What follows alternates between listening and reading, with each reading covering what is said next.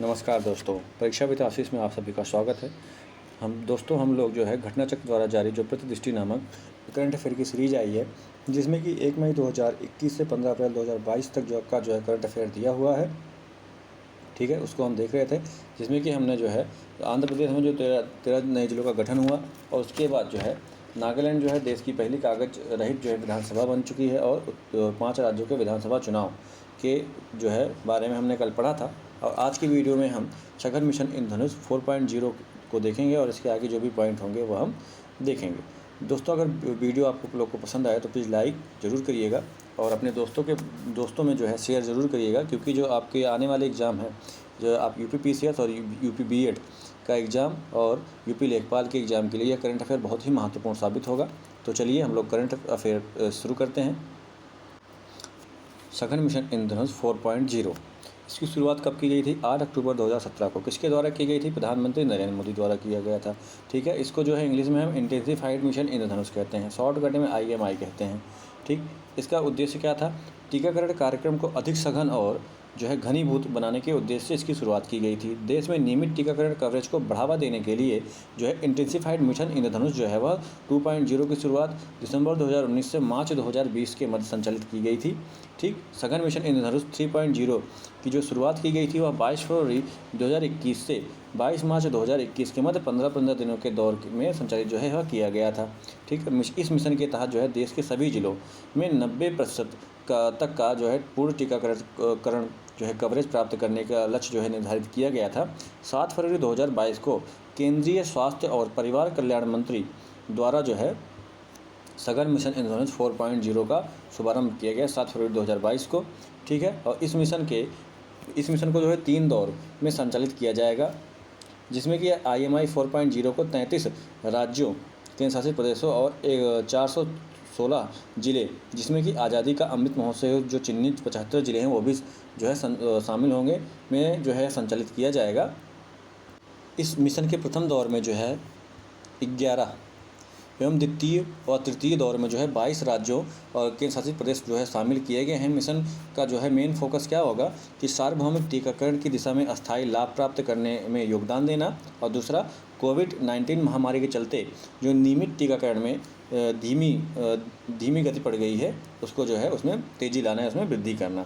ठीक, अगला जो पॉइंट है वो हम देखते हैं। अगला पॉइंट है गोवर्धन संयंत्र जो है वह कहाँ स्थापित किया गया?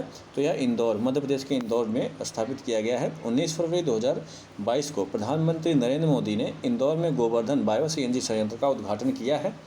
ठीक है, यह जो है जैविक कचरे से बायो CNG का उत्पादन करने वाला एशिया महाद्वीप का सबसे बड़ा संयंत्र होगा। एशिया महाद्वीप का सबसे बड़ा संयंत्र जो है बायो CNG उत्पादन करने वाला कौन सा है? तो गोवर्धन है। ठीक है, जो कि इंदौर में स्थापित किया गया है। यह संयंत्र जो है स्वच्छ भारत मिशन शहरी 2.0 के तहत कचरा मुक्त शहर का निर्माण के उद्देश्य के अनुरूप है। ठीक है, यह संयंत्र जो है सार्वजनिक निजी भागीदारी पर जो है आधारित है। परियोजना को लागू करने हेतु एक विशेष परियोजन वाहन के रूप में Indore clean energy private limited को स्थापित किया गया है। यह संयंत्र जो है प्रतिदिन जो है 550 टन गीले जैविक कचरे को उपचारित करने में सक्षम होगा। इस संयंत्र के माध्यम से प्रतिदिन लगभग जो है 17,000 किलोग्राम CNG और 100 टन जैविक खाद का ऑर्गेनिक कंपोस्ट का जो है उत्पादन किया जाएगा। ठीक है, अब इसके जो है इम्पॉर्टेंट तथ्य देख लेते हैं। गोवर्धन योजना, गोबर का फुल फॉर्म क्या है? गोबर का जो पूर्ण रूप है वो galvanising organic bio agro resources है। इस योजना के बारे में जो डिस्कस किया गया था वो जो घोषणा की गई थी वह जो है 18-19 के जो है बजट में की गई थी। और इसका उद्देश्य जो है क्या है? इसका उद्देश्य जो है पशुओं के गोबर और खेतों की ठोस अपशिष्ट पदार्थों को कंपोस्ट और बायोगैस में परिवर्तित कर उससे ऊर्जा उत्पन्न कराना है। अगला पॉइंट देखते हैं। अगला है स्माइल योजना। 12 फरवरी 2022 को नई दिल्ली में स्माइल योजना को लॉन्च किया गया। ठीक है, इस योजना को सामाजिक न्याय एवं अधिकारिता मंत्रालय द्वारा जो है लॉन्च किया गया है। स्माइल का जो पूर्ण रूप है वह है आजीविका और उद्यम के लिए वंचित व्यक्तियों की सहायता करना। ठीक है, स्माइल का जो पूर्ण रूप है वह है support for marginalised individual for livelihood and enterprise जो है इस्माइल का पूर्ण रूप है। यह एक केंद्रीय क्षेत्र की योजना है। इस योजना का उद्देश्य क्या है? ट्रांसजेंडर समुदाय जो है और भीख मांगने के कार्य में संलग्न लोगों को जो है कल्याणकारी उपाय प्रदान करना है इस योजना का उद्देश्य। ठीक है। इस योजना के अंतर्गत 2 उप योजना शामिल हैं। ट्रांसजेंडर व्यक्तियों के कल्याण हेतु जो है व्यापक पुनर्वास के लिए केंद्रीय क्षेत्र की योजना। दूसरा, भीख मांगने के कार्य में संलग्न व्यक्तियों के व्यापक पुनर्वास के लिए केंद्रीय जो है क्षेत्र की योजना जो है इसमें शामिल है। ठीक है। मंत्रालय ने इस योजना के लिए जो वर्ष जो है 21-22 से 25-26 तक की अवधि हेतु कितने जो है 365 करोड़ रुपए आवंटित किए हैं। अगला जो करंट अफेयर है, जो कि मोस्ट इम्पॉर्टेंट करंट अफेयर है, अटल सुरंग विश्व की सबसे लंबी जो है राजमार्ग सुरंग है। 9 फरवरी 2022 को अटल सुरंग को वर्ल्ड बुक ऑफ रिकॉर्ड में जो है शामिल किया गया। वर्ल्ड बुक ऑफ रिकॉर्ड ने इस सुरंग को 10,000 फीट 3,000 मीटर से अधिक ऊंचाई पर निर्मित विश्व की सबसे लंबी राजमार्ग सुरंग जो है के रूप में प्रमाणित कर दिया है।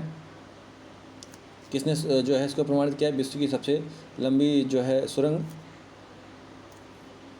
वर्ल्ड बुक ऑफ रिकॉर्ड ने। ठीक है।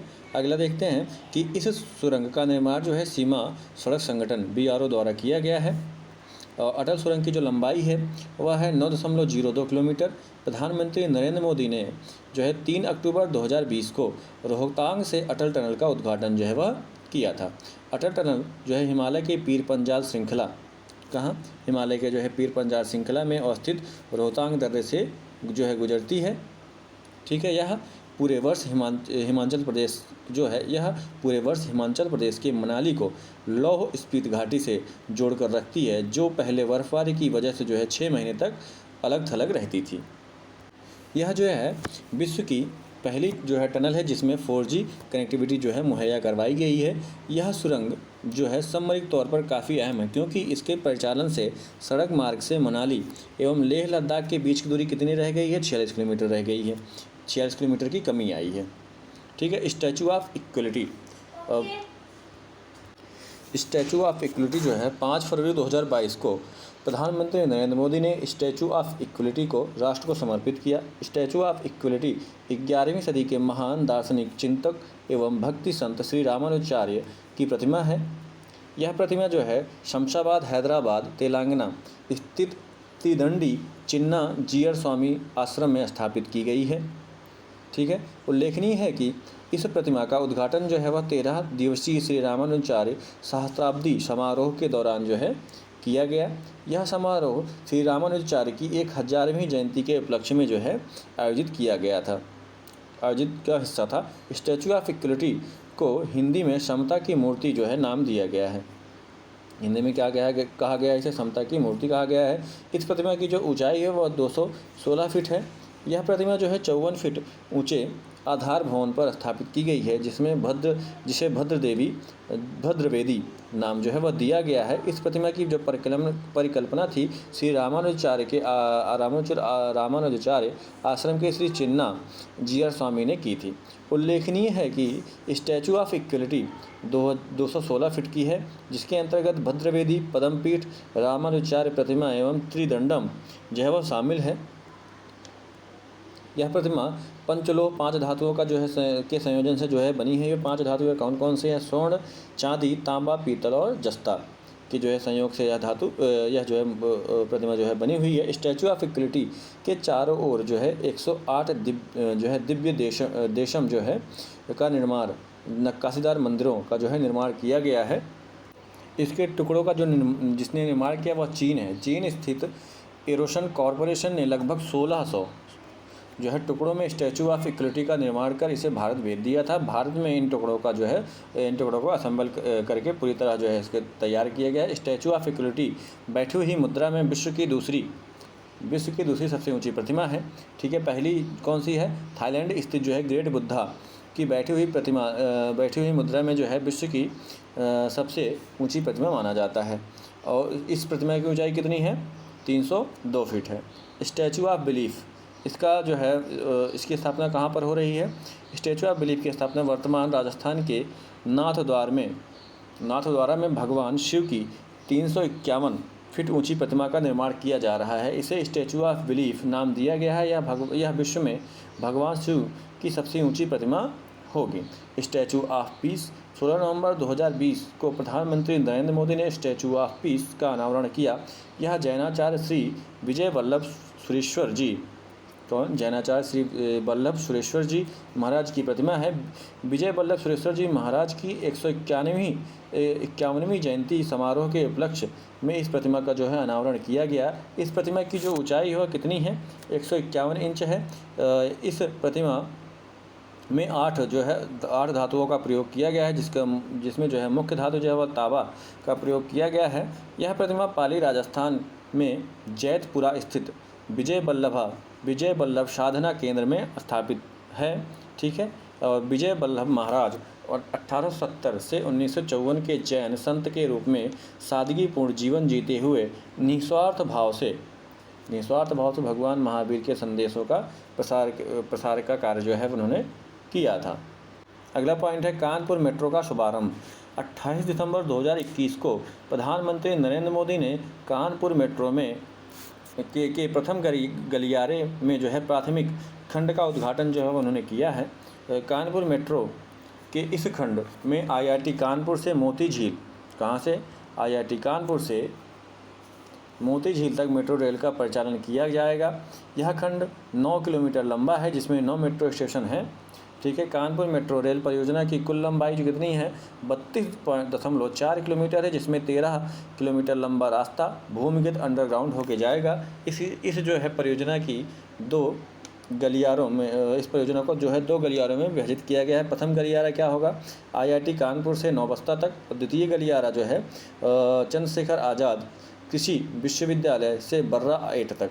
ठीक है। परियोजना के पूर्ण होने के जो समय सीमा है वर्ष 2024 है। ठीक है। Uttar Pradesh metro rail corporation limited इस परियोजना के लिए नोडल एजेंसी जो है वह बना हुआ है। प्राथमिक खंड IIT कानपुर से मोती झील के सभी 9 मेट्रो स्टेशन को हरित भवन परिषद की प्लेटिनम रेटिंग से प्रमाणित जो है वह किया गया है। अगला देखते हैं बीना पनकी बहुउत्पाद पाइपलाइन परियोजना। ये कहाँ से कहाँ तक जो है पाइपलाइन जो है खींची जा रही है। 28 दिसंबर 2021 को प्रधानमंत्री नरेंद्र मोदी ने बीना जो है मध्य प्रदेश पनकी उत्तर प्रदेश के बहुउत्पाद पाइपलाइन परियोजना राष्ट्र को जो है समर्पित की है। इस पाइपलाइन का जो संचालन है वो BPCL द्वारा जो है वह किया जाएगा। यह पाइपलाइन जो है मध्य प्रदेश स्थित बीना रिफाइनरी से लेकर कानपुर के जो है उत्तर प्रदेश के जो है पनकी स्थित POL जो है petroleum oil and lubricant terminal का तक जो है विस्तृत है। ठीक है। 356 किलोमीटर लंबी पाइपलाइन जो है उत्तर प्रदेश में जो है 283 किलोमीटर इसकी लंबाई है और मध्य प्रदेश में जो है 73 किलोमीटर इसकी लंबाई है। की जो क्षमता है वह लगभग 3.45 मिलियन जो है मीट्रिक टन जो है प्रतिवर्ष है। इस पाइपलाइन का जो व्यास है वह कितना है? 18 इंच है। और इस परियोजना की जो है कुल लागत जो है वो 1524 करोड़ रुपए है, जिसमें कि उत्तर प्रदेश जो है वह 1227 करोड़ रुपए देगा और मध्य प्रदेश जो है वो 297 करोड़ रुपए देगा। यह योजना जो है उत्तर प्रदेश के निम्नलिखित 5 राज्यों को जो है आच्छादित करेगी। कौन कौन से ज़िले हैं? ललितपुर, झांसी, जालौन, कानपुर देहात और कानपुर नगर। जबकि मध्य प्रदेश के 2 जिलों को कौन कौन से यथा सागर एवं टीकमगढ़ इस परियोजना के तहत जो है आच्छादित होंगे। इस पाइपलाइन के मध्य से बीना रिफाइनरी से उत्पादों की सुरक्षित एवं सुव्यवस्थित निकासी जो है सुनिश्चित की होगी। इस पाइपलाइन के माध्यम से बीना से पनकी तक उत्पादों की ढुलाई में कार्बन उत्सर्जन में लगभग जो है 68% की जो है कटौती होगी। ठीक। अगला जो पॉइंट है वो देखते हैं स्वास्थ्य राज्य प्रगतिशील भारत रिपोर्ट। 27 दिसंबर 2021 को नीति आयोग द्वारा स्वस्थ जो है राज्य प्रगतिशील Bharat healthy state progressive India जो है रिपोर्ट का चौथा संस्करण जो है 19-20 जारी किया गया। यह रिपोर्ट जो है विश्व बैंक की तकनीकी जो है सहयोग तथा विश्व बैंक की तकनीकी सहयोग तथा केंद्रीय स्वास्थ्य एवं परिवार कल्याण मंत्रालय भारत सरकार के परामर्श से नीति आयोग द्वारा विकसित की गई है। ठीक, इस रिपोर्ट में राज्य एवं केंद्र शासित प्रदेशों को स्वास्थ्य परिणामों में जो है उनके वृद्धिमान परिवर्तन वर्ष दर प्रति वर्ष जो है तथा समग्र प्रदर्शन जो है के आधार पर रैंक जो है प्रदान की गई है। इस रिपोर्ट हेतु जो है वर्ष 2018-19 के संदर्भ में और वर्ष 2020 जो है तथा वर्ष 2019-20 रखा गया था, जो कि कोविड-19 से पूर्व की स्थिति को समाहित करता है। और यह स्वास्थ्य सूचकांक जो है 24 संकेतों पर आधारित है। ठीक है, संदर्भ वर्ष 2019-20 के लिए बड़े राज्यों में क्रमशः केरल, तमिलनाडु और तेलंगाना समग्र प्रदर्शन की दृष्टि से शीर्ष 3 राज्य हैं। ठीक, और समग्र प्रदर्शन की दृष्टि से जो है केरल लगातार चौथी बार सर्वश्रेष्ठ जो है वह पथ प्रदर्शक राज्य जो है वह घोषित हुआ है। शीर्ष 5 राज्यों में जो है समग्र प्रदर्शन की दृष्टि से संदर्भ वर्ष 2019-20 में जो पहला रैंक मिला है वह मिला है केरल को, दूसरा तमिलनाडु, तीसरा तेलंगाना, चौथा आंध्र प्रदेश और 5वां जो है वह महाराष्ट्र को मिला है। वर्ष 2019-20 के समग्र प्रदर्शन की दृष्टि से बड़े राज्यों में अंतिम स्थान जो है 19वां उत्तर प्रदेश को, ठीक है, जिसका स्कोर जो है वह 33.57 जो है प्राप्त हुआ है, जबकि 31.00 स्कोर के साथ बिहार जो है वह 18वें स्थान पे है। जबकि बड़े राज्यों में उत्तर प्रदेश, असम और तेलंगाना वार्षिक वृद्धिशील वर्ष आधार के संदर्भ में जो है दृष्टि के क्रम में शीर्ष 3 राज्य जो हैं वह हैं। हिमाचल प्रदेश की जल विद्युत परियोजना 27 दिसंबर 2021 को प्रधानमंत्री नरेंद्र मोदी ने हिमाचल प्रदेश में जो है 11,581 करोड़ रुपए की लागत से जल विद्युत परियोजना का जो है वो लोकार्पण जो है एवं शिलान्यास जो है किया है। जो जल विद्युत परियोजना निम्नवत है: रेणुका जी बांध परियोजना, लहुरी चरण प्रथम जल विद्युत परियोजना, धौला सिद्ध जल विद्युत परियोजना। ठीक है, पहला रेणुका जी बांध परियोजना, दूसरा लहुरी चरण प्रथम जो है जल विद्युत परियोजना, धौला सिद्ध जो है जल विद्युत परियोजना और शावड़ा कुड्डू जल विद्युत परियोजना और सुन्नी बांध जल विद्युत परियोजना। ठीक, रेणुका जी बांध परियोजना है, यह परियोजना जो है सिरमौर जिले में स्थित है। इस बांध परियोजना को जो है गिरी नदी पर बनाया जा रहा है। कौन सी नदी पर बनाया जा रहा है? गिरी नदी पर। कौन सा जो है परियोजना बनाया है? रेणुका जी बांध परियोजना। ठीक है, गिरी यमुना की सहायक नदी है। इस परियोजना की जो क्षमता है वह क्या है? 40 मेगावाट जो है उत्पादन की क्षमता है। यह परियोजना जो है दिल्ली के लिए अत्यधिक लाभदायक साबित होगी और उसे प्रतिवर्ष लगभग जो है 500 मिलियन क्यूबिक मीटर जल की आपूर्ति जो है सुनिश्चित होगी। रेणुका जी बांध में भंडारित जल का उपयोग जो है हथनी कुंड बैराज के माध्यम से उत्तर प्रदेश, हरियाणा एवं राष्ट्रीय राजधानी दिल्ली क्षेत्र द्वारा किया जाएगा। अगला, जबकि जो है वजीराबाद बैराज के माध्यम से राष्ट्रीय राजधानी क्षेत्र दिल्ली को और औखला बैराज के माध्यम से उत्तर प्रदेश, हरियाणा और राजस्थान को जल प्राप्त होगा जो है। और रेणुका बांध परियोजना जो है के क्रियान्वयन हेतु जो है 11 जनवरी 2019 को जल शक्ति मंत्रालय एवं 6 राज्य संघ शासित क्षेत्रों तथा उत्तर प्रदेश, हरियाणा, हिमाचल प्रदेश, दिल्ली, राजस्थान और उत्तराखंड के मध्य जो है समझौता हस्ताक्षरित जो है वह हुआ था। और यह जो है वर्ष 2008 में इस परियोजना को जो है राष्ट्रीय परियोजना घोषित किया गया था। ठीक है, अगली जो परियोजना है वह लहुरी चरण प्रथम जल विद्युत परियोजना। यह एक जो है रन ऑफ द रिवर परियोजना है। यह परियोजना हिमाचल प्रदेश के कुल्लू और शिमला जिले में स्थित है। किस जिले में स्थित है?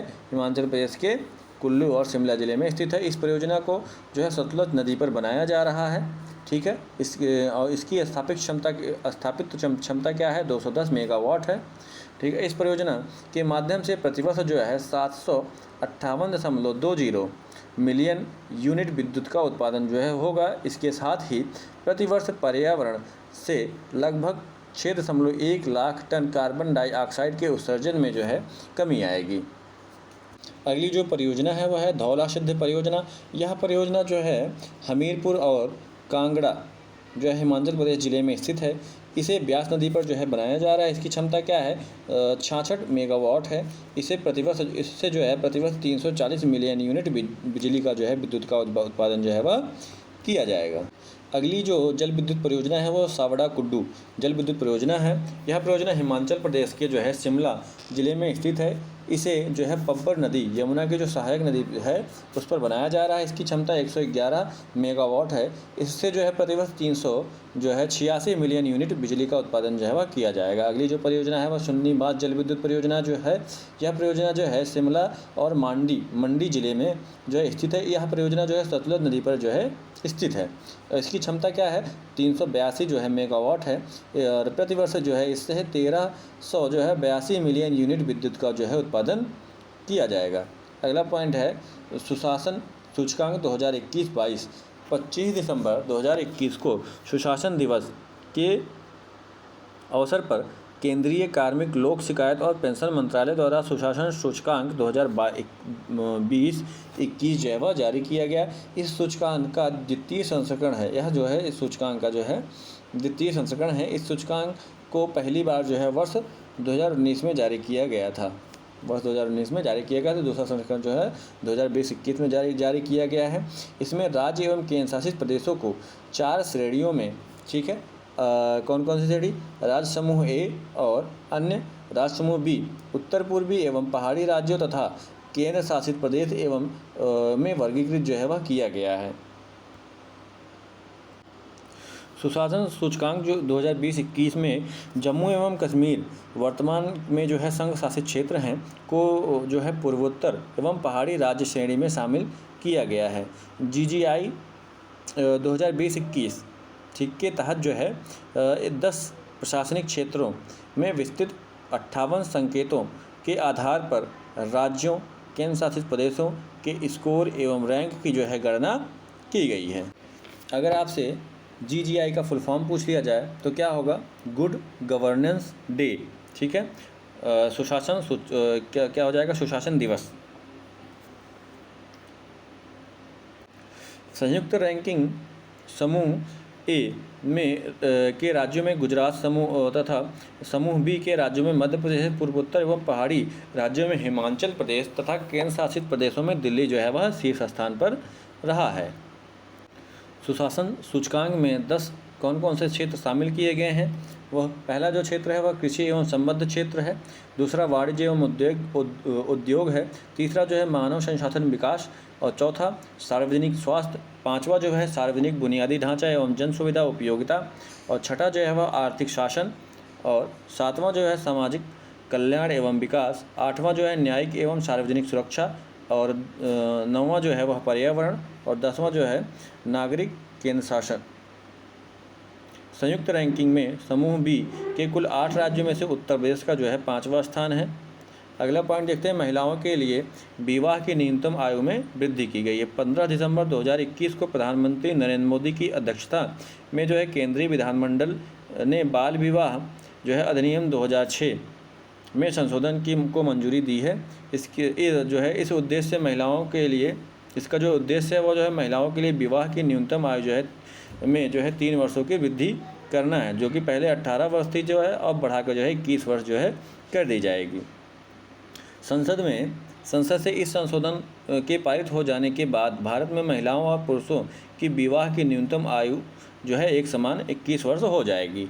केंद्र सरकार ने इस संबंध में बाल विवाह संशोधन विधेयक 2021 को लोकसभा के शीतकालीन सत्र में जो है प्रस्तुत किया है, लेकिन जो है विधेयक के प्रावधानों पर सहमति न बन पाने के कारण उसे अस्थायी समिति के पास जो है वह भेज दिया गया है। अगला जो पॉइंट है वह देखते हैं, सरयू नहर राष्ट्रीय परियोजना। 11 दिसंबर 2021 को प्रधानमंत्री नरेंद्र मोदी ने उत्तर प्रदेश के बलरामपुर जिले में सरयू नहर राष्ट्रीय परियोजना का जो है उद्घाटन किया है। उत्तर प्रदेश में मानसून के दौरान घाघरा नदी के अधिशेष जल का जो है सिंचाई हेतु उपयोग करने के लिए परियोजना को जो है यह डिजाइन किया गया है। कौन सी परियोजना? सरयू नहर राष्ट्रीय परियोजना। इस परियोजना का जो मुख्य उद्देश्य है वह क्या है? जल संसाधनों का कुशलतम उपयोग जो है सुनिश्चित करना है। इस परियोजना के तहत जो है 5 नदियों घाघरा, सरयू, राप्ती, बाणगंगा एवं रोहिणी को आपस में जो है जोड़ा जाएगा। ठीक है, यह परियोजना जो है 3 चरणों में जो है, पहला जो चरण है पूर्व, दूसरा जो पहला चरण 4 चरणों में जो है वह संपन्न किया जाएगा। और वर्ष 2012 में इसे जो है राष्ट्रीय परियोजना जो है घोषित किया गया था। किसको राष्ट्रीय परियोजना घोषित किया गया था? तो जो आपकी ये सरयू नहर राष्ट्रीय परियोजना, यह परियोजना जो है वह 14.04 लाख हेक्टेयर खेती योग्य भूमि की सिंचाई के लिए जल उपलब्ध कराएगी। इस परियोजना से पूर्वी उत्तर प्रदेश के जो है 9 जिले बहराइच, श्रावस्ती, बलरामपुर, गोंडा, सिद्धार्थनगर, बस्ती, संत कबीर नगर, गोरखपुर एवं महाराजगंज जो है वह लाभान्वित होंगे। और अगला देखते हैं कि महोबा में जो है विभिन्न विभिन्न परियोजनाओं का जो उद्घाटन किया गया है। यह 19 नवंबर 2021 को प्रधानमंत्री नरेंद्र मोदी ने जल संकट समाधान के लिए महोबा उत्तर प्रदेश में विभिन्न परियोजनाओं का जो है उद्घाटन किया है। इन परियोजनाओं में शामिल है अर्जुन सहायक परियोजना, रतौली बीयर परियोजना, भावनी बांध परियोजना और माझगांव चिल्ली श्रिम्पकलर परियोजना। और इन परियोजनाओं से महोबा, हमीरपुर, बांदा और ललितपुर में लगभग 65,000 हेक्टेयर भूमि की सिंचाई संभव होगी। इन परियोजनाओं से इन क्षेत्रों में पेयजल भी उपलब्ध होगा। अगला झांसी में भी कुछ परियोजनाओं का जो है उद्घाटन किया गया है। 19 नवंबर 2021 को प्रधानमंत्री नरेंद्र मोदी ने जो है झांसी में जो है 600 मेगावाट में के ultra mega solar power park का उद्घाटन जो है किया है। इसका निर्माण जो है 3,000 करोड़ रुपए से अधिक की लागत से किया जाएगा। इससे जो है सस्ती विद्युत एवं ग्रिड स्थिरता जैसी जो है दोहरा लाभ जो है वो हमें प्राप्त होंगे। प्रधानमंत्री नरेंद्र मोदी ने जो है झांसी में जो है अटल एकता पार्क का भी उद्घाटन किया है। इसका नामकरण जो है भूतपूर्व प्रधानमंत्री अटल बिहारी वाजपेयी के जो है नाम पर रखा गया है। ठीक है, यह पार्क जो है 40,000 वर्ग किलोमीटर क्षेत्र में जो है विस्तृत होगा और यहाँ स्थित जो है अटल बिहारी वाजपेयी की प्रतिमा को प्रख्यात शिल्पकार राम सुतार ने निर्मित किया है। ठीक, अगला जो पॉइंट है वो देखते हैं। इंडिया स्किल रिपोर्ट 2022, 9 दिसंबर 2022 को नई दिल्ली में इंडिया स्किल रिपोर्ट 2022 जो है ISR जारी किया गया। यह इस रिपोर्ट का 9वां संस्करण है। इस रिपोर्ट को 28 राज्यों एवं 8 संघ शासित प्रदेशों के 3 लाख से अधिक छात्रों एवं 150 से अधिक नियोक्ताओं के सर्वेक्षण के आधार पर जो है वह तैयार किया गया है। इंडिया स्किल रिपोर्ट को 2 पृथक गतिविधियों विस्बॉक्स राष्ट्रीय नियोजनीयता परीक्षण एवं इंडिया हायरिंग इंटेंट सर्वे का सम्मेलन है। India skill report 2022 Wheebox, people strong तथा भारतीय उद्योग परिसंघ की एक संयुक्त पहल है। इस रिपोर्ट को तैयार करने में संयुक्त राष्ट्र विकास कार्यक्रम UNDP, अखिल भारतीय तकनीकी शिक्षा परिषद और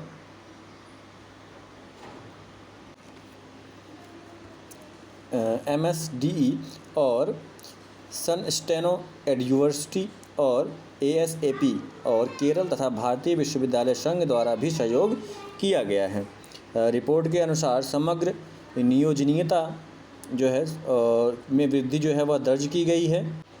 यह जो है वर्ष 2021 में 45.97% से बढ़कर वर्ष 2022 में 46.2% के स्तर पर पहुंच गई है। रिपोर्ट के अनुसार जो है बैंक एवं वित्तीय सेवा तथा बीमा सर्विस जो है सॉफ्टवेयर, हार्डवेयर एंड IT तथा फार्मा तथा इंटरनेट बिजनेस क्षेत्र में सर्वाधिक नियोजन करने वाले क्षेत्र में जो है वो क्षेत्रों में शीर्ष पर है। और उच्चतम नियोजनीयता वाले शीर्ष 5 राज्य कौन कौन से हैं? तो पहला जो है महाराष्ट्र है, दूसरा जो है वह उत्तर प्रदेश है और तीसरा केरल, चौथा पश्चिम बंगाल और 5वां जो है वह कर्नाटक है। और उच्चतम नियोजनीयता वाले जो है 5 शीर्ष शहर कौन कौन से हैं? तो महाराष्ट्र का पुणे, उत्तर प्रदेश का लखनऊ, त्रिवेंद्रम, कोलकाता और बेंगलुरु है। ठीक, वर्ष 2022 की रिपोर्ट के अनुसार कार्य सहभागिता में 67% पुरुष एवं 33% महिला का योगदान रहा है।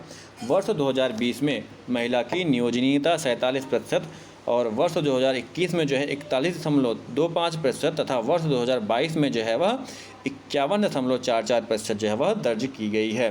केन बेतवा लिंक परियोजना, अगला जो पॉइंट है वह है केन बेतवा लिंक परियोजना। 8 दिसंबर 2021 को केंद्रीय मंत्रिमंडल ने केन बेतवा नदी पर परस्पर जोड़ने की परियोजना के वित्त पोषण और क्रियान्वयन को मंजूरी जो है प्रदान कर दी है। यह परियोजना जो है राष्ट्रीय परिप्रेक्ष्य योजना के तहत जो है देश की पहली नदी जोड़ो परियोजना है। नेशनल पर्सपेक्टिव प्लान NPP है। इस परियोजना के तहत जो है जल अधिक्य केन नदी का पानी जो है बेतवा नदी में भेजा जाएगा। ये दोनों ही नदियाँ जमुना की सहायक नदियाँ हैं। परियोजना के तहत जो है छतरपुर जिला मध्य प्रदेश जो है मध्य प्रदेश में है स्थित दौधन गांव के केन नदी पर एक बांध का निर्माण जो है वह किया जाएगा और जो है जल को एक नहर के माध्यम से बेतवा नदी में भेजा जाएगा। इस परियोजना को क्रियान्वयन के लिए Ken Betwa link project authority नामक विशेष परियोजना वाहन की स्थापना जो है वह की गई है। परियोजना में प्रतिवर्ष 10.62 लाख हेक्टेयर भूमि की सिंचाई होगी। लगभग 62 लाख की आबादी हेतु पेयजल की आपूर्ति सुनिश्चित हो सकेगी और 103 मेगावाट पन बिजली और 27 मेगावाट सौर ऊर्जा का उत्पादन भी होगा। इस परियोजना से लाभान्वित होने वाले जिले उत्तर प्रदेश के जो है बांदा, महोबा, झांसी और ललितपुर तथा मध्य प्रदेश के जो है पन्ना, टीकमगढ़, छतरपुर, सागर, दमोह और जो है दतिया, विदिशा, शिवपुरी और रायसेन होंगे। केन एवं बेतवा नदी जो है केन नदी मध्य प्रदेश एवं उत्तर प्रदेश की मध्य एक अंतर्राज्यीय नदी है। इसका उद्गम स्थल जो है कटनी जिला मध्य प्रदेश स्थित अहिरगावन गांव है। ठीक है, इसकी कुल लंबाई जो है वह 427 किलोमीटर है, जिसमें से 292 किलोमीटर जो है यह मध्य प्रदेश में तथा 84 किलोमीटर जो है उत्तर प्रदेश में स्थित है। बेतवा नदी का उद्गम स्थल जो है वह रायसेन जिला है, जो कि मध्य प्रदेश स्थित बारखेड़ा गांव है वहां से। ठीक, अगला जो पॉइंट देखते हैं वह भोपाल और इंदौर में पुलिस कमिश्नर प्रणाली की जो है वह स्थापना की गई। दिसंबर 2021 में अधिसूचना जारी होने पर के फलस्वरूप जो है भोपाल एवं इंदौर में पुलिस कमिश्नर प्रणाली का जो है शुभारंभ किया गया। मकरंद देवस्कर भोपाल के तथा हरिनारायण चारी मिश्र इंदौर के जो है प्रथम पुलिस आयुक्त जो है नियुक्त किए गए हैं। पुलिस कमिश्नर प्रणाली में जो है पुलिस कमिश्नर्स के पास देह व्यापार, पशु क्रूरता, विस्फोटक पदार्थ और जिला बदर, लाठीचार्ज फॉर फायरिंग, धरना प्रदर्शन एवं होटल बार लाइसेंस आदि प्रकरणों में सीधी कार्रवाई करने का जो है अधिकार होगा। इसके अतिरिक्त जो है CRPC की धारा 107, 116 और 144, 145 का भी क्रियान्वयन जो है पुलिस कमिश्नर कर सकेंगे। पुलिस प्रणाली लागू होने के फलस्वरूप भोपाल एवं इंदौर में पुलिस कमिश्नरों को निम्नलिखित कानूनों के तहत शक्तियाँ प्राप्त होंगी। पुलिस अधिनियम 1861 और बंदी अधिनियम 1900, विष अधिनियम जो है 1919 और अनैतिक व्यापार अधिनियम जो है 1956 और गैर कानूनी गतिविधि रोकथाम अधिनियम, ठीक है, 1967, मोटर वाहन अधिनियम 1988, मध्य प्रदेश राज्य सुरक्षा अधिनियम 1990, आधिकारिक गोपनीयता अधिनियम 1992। उत्तर प्रदेश में निम्न 4 जिलों में पुलिस कमिश्नर प्रणाली है वो लागू है। कौन कौन से जिलों में? तो उत्तर प्रदेश में ये पुलिस कमिश्नर प्रणाली लागू है लखनऊ में, गौतम बुद्ध नगर में, वाराणसी में और कानपुर में। आज के लिए इतना ही। अगर आप लोग को वीडियो अच्छी लगी हो तो please like, share and subscribe करना ना भूलें। धन्यवाद।